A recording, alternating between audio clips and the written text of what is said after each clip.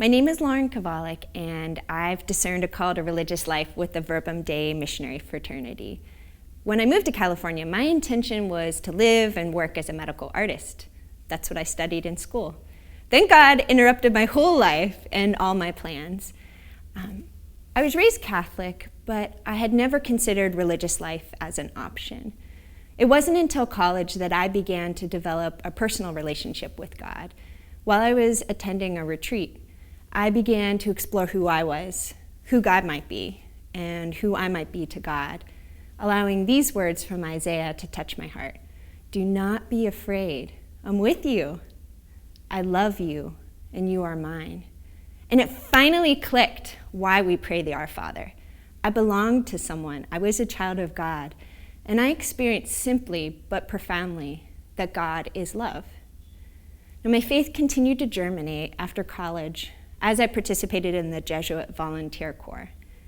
While I was working as a full-time volunteer at a refugee resettlement agency, my heart was broken open by the poor, and my desire to live in God's inclusive heart grew more deeply. After graduate school, I moved to California, and through an unexpected invitation, I attended a prayer group that first month of transition. This prayer group was facilitated by religious sisters belonging to the Verbum Dei community.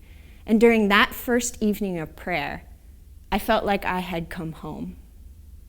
I continued praying with this community through retreats and prayer groups. And during that first summer, I took a trip down to El Salvador with some of the sisters. Through pondering the lives of the Salvadorian martyrs, the beauty of the Salvadorian people, and visiting the chapel where Archbishop Oscar Romero was martyred, I touched anew my desire to live out my deepest identity and vocation, because at that point, I had no idea what my deepest vocation was. Upon returning from El Salvador, I decided to walk my truth and intentionally explore the possibility of a vocation to religious life. So I moved into Verbum Dei's discernment house so I could live all these questions.